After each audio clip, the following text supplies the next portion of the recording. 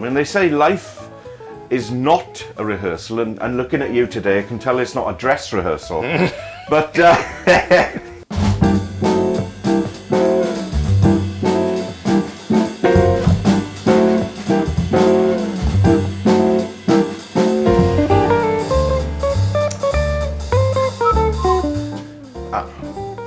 the number of the beast. Ah, Noel James. Oh, look, can I get a snap as you come through the door? No one would have believed in the first years of the 21st century human affairs were being watched. No one would have dreamed that we were being scrutinised as someone with a microscope studies creatures that swarm and multiply in a drop of water. What? What? What's that Go from? on. What's that from? War of the Worlds. Oh, yes. Now, a lot of people think it was written by Dylan Thomas. Yeah. Anyway, I like the fucking art gallery. Oh, sorry, I'm not allowed to swear, am I? Yeah, you can swear. It's nice to actually come to your house finally and get some hospitality up here. You're watching the wrong wall. Oh, That's sorry. the art wall. Oh, that's the art wall, Yeah, is it? yeah. This is one shot wonder. If you see what the juggling ball is just stuck in the helmet. Oh, it's the chance position of it in the air, yeah. Is that why you liked it? Yeah, because it was just one shot, and I only saw it afterwards. Oh, that's good. But you empathise a lot with jugglers and magicians, don't you? Perhaps more so than comedians, because you yourself come from that background. How dare you? Yeah, that's true, actually. I was Young Magician of the Year finalist. Thank you very much for inviting me here today. Yeah. Do you want to put the kettle Yes, on? please. Kenny Everett. The thing is Do you remember? I like wearing this kettle because there's plenty of fur. It keeps me warm. Kenny Everett. I remember that joke. Yeah. From that- on television. Oh, right. It was Kenny Everett. He did that joke? He didn't put the kettle on. I didn't realise that. Didn't you know that? And you just No, did it. but I used to watch it though, so But you maybe just it's did the joke. unconscious. But that's why you have got such a good comedy mind. Can I blow smoke up? Yeah. Because you didn't. You didn't know. Oh, sorry. Yeah. Go on. What? Do you want a cup of tea, Frankie? Yeah, go on then. Yeah. Who said that? Yeah. What? Oh, this is a brilliant mug. Look at that. Oh yeah, look at that. See, Are you childish? Yes or no? I actually think that's my favourite ever mug. If we're going to talk about comedy minds and stuff today, Yeah. let's talk about your comedy mind, shall we? I brought you round to talk about your comedy mind. Okay, but the thing Yeah. about we've done stuff together, and, Yeah. and we sometimes express the wish of maybe doing it again one day. It was quite a while ago now, but I'm so glad we did it because I never worked with anybody else in terms of writing sketches. Haven't you? No, but not ultimately, really, no. so we did Edinburgh twice, Death by Sketches, Yeah. and then the second year Schizophrenic. Yeah, I thought that was great, that one. But the thing was, Edinburgh is so competitive. I don't really go up there so much anymore. You know, it's It is competitive, and but they were the years 2002 or something like that. Where 2002 and 3, I think. it felt yeah. like the festival still. It did still feel like a... Yes. Yeah. I came to see you, and it was one of the funniest shows. I'm not just, again, blowing smoke, but it was one of the... You had about 3 people in the audience, and you still played it for an hour. Oh, right. And it was really I fun. don't mind small audiences. Some comedians shy away. They don't like small audiences. They'd rather play massive audiences. Whereas I'm probably the reverse, which explains where my career's at, you know. But I do actually have no problem if it's a room and there's 2 people in the front. I mean, I've done that, you know. And Yeah. I don't mind it. You did that to do an hour. It's like being a rehearsal. That's the way I see Yeah. every comedy performance as a rehearsal. I mean, they say life is not a rehearsal, and looking at you today, I can tell it's not a dress rehearsal.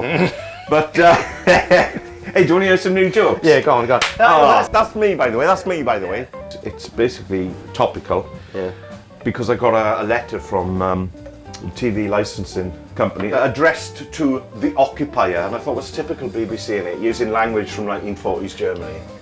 1930s. Not in my joke. That's good. I remember the first time I met you, Steve. Yeah.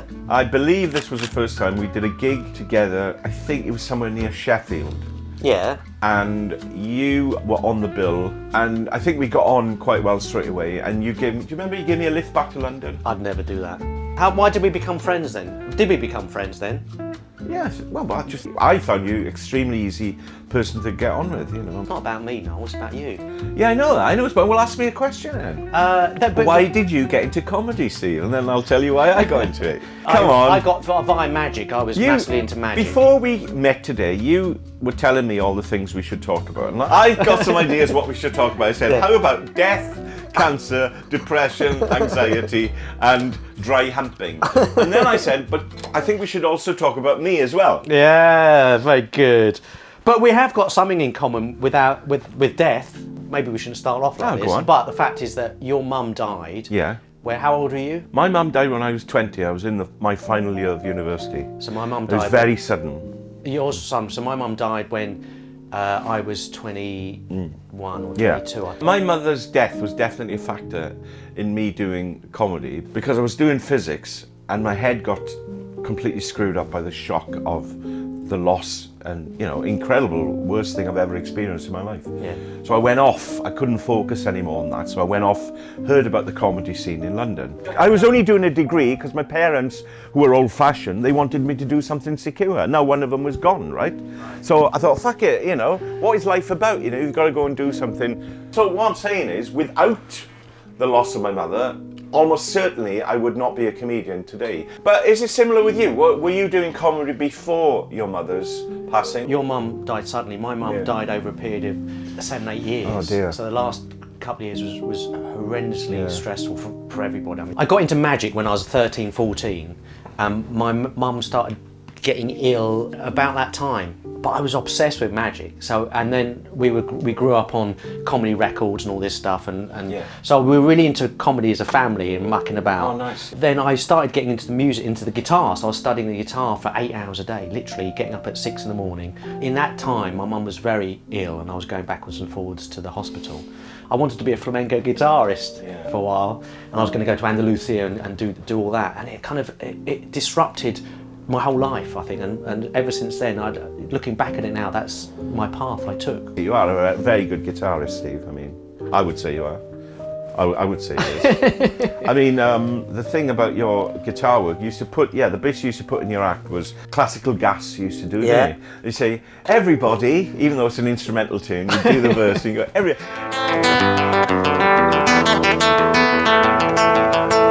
Okay, everybody. And then you did Here Comes the Sun. Oh, have we got a guitar? Because you gave me the sheet music for that and I learnt it. Have you? Yeah, and I always think of you. Because I wrote to the guy who taught you and he sent me the sheet music. Did he? Chas Hart. Very good. Let's face it, you are one of these, what people would call a renaissance man. I mean, you're a very good guitarist, you're a brilliant magician, you're a shit photographer, but you are a good comedian, and...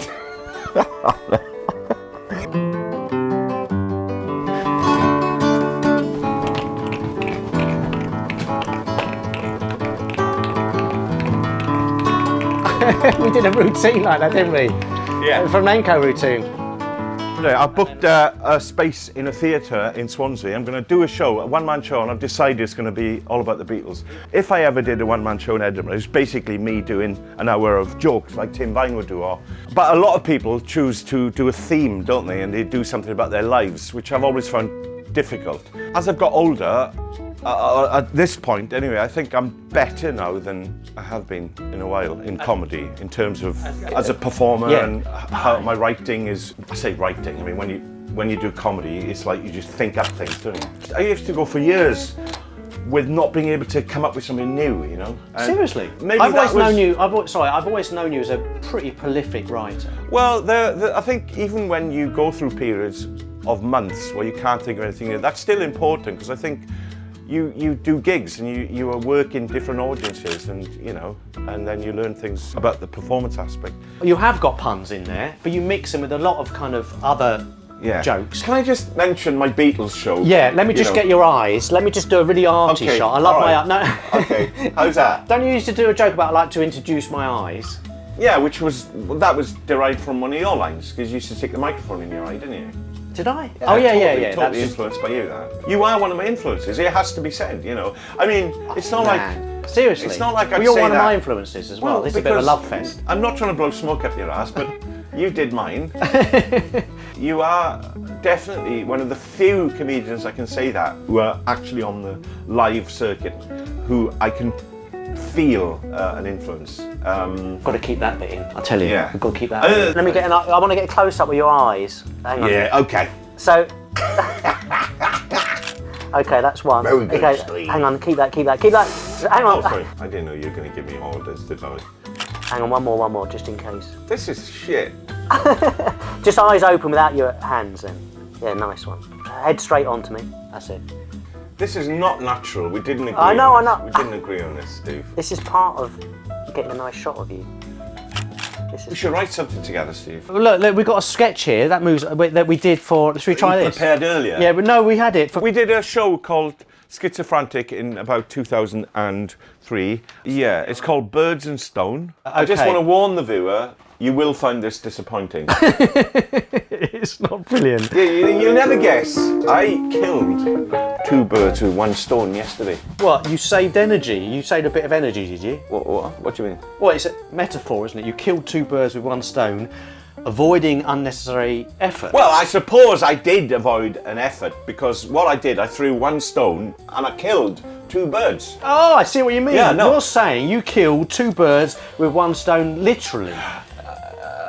No. Well, what are you trying to say, Noel? Well, is it so hard, Steve? It's not obvious, is it? I'm trying to say I want to go to bed with you. No.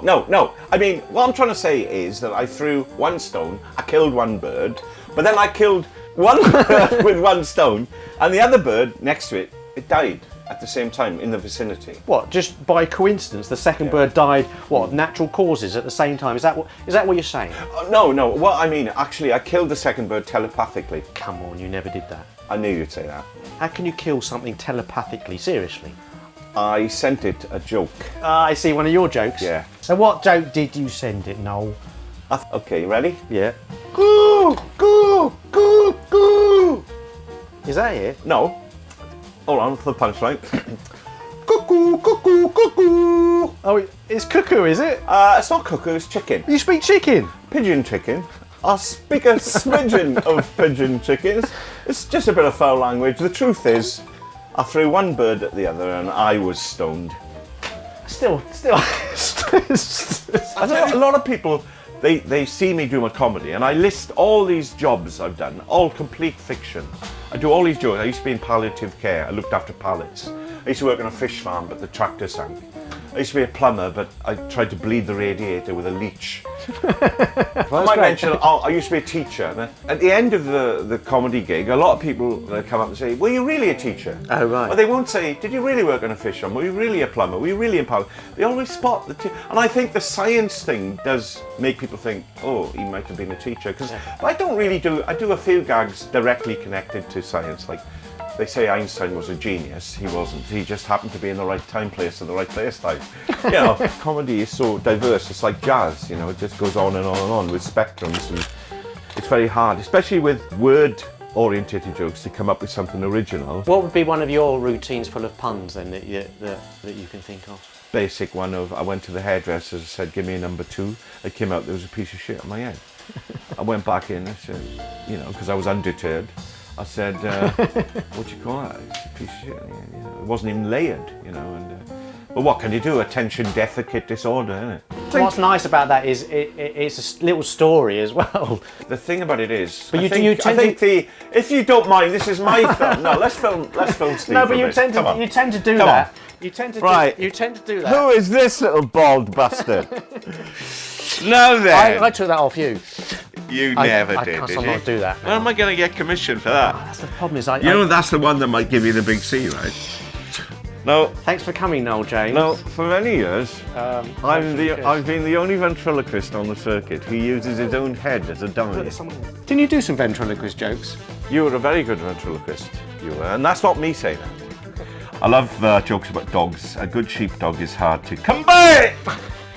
Sorry, neighbours. I've got a sheepdog. It's very good at mathematics. He rounds up the sheep to the nearest decimal point. Oh, nice. Apparently, shepherd's pie is 3.1415 meat and a bit of potato. Well, I did a degree in ethics because it was a bit closer than ethics. And Hey, we should end there. Shall we? Any more? Have we got any more? That's nice, actually. We've got a lot of stuff there. I really like that. We've got a lot of sadness.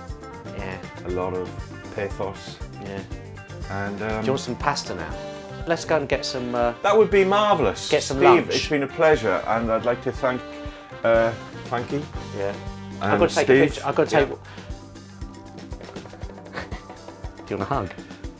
Well, we could do the hug. We discussed this, didn't we? Because the thing is, if we hug now, right, and then you don't phone me for the next 2 years, I'll just feel cheap and used. He's right. All right. I've got to take a picture of Frankie, just in case I didn't get the first one, because... Yeah, one more. Great. Okay. Nice. Da iawn, diolch yn fawr I chi. Thank you very much, in Welsh. I presume that, yeah. I mean, you're not going to put the explanation on, are you? No. You knew what it meant, didn't you? You're a linguist. I thought you'd know that. Cut. Chwarae.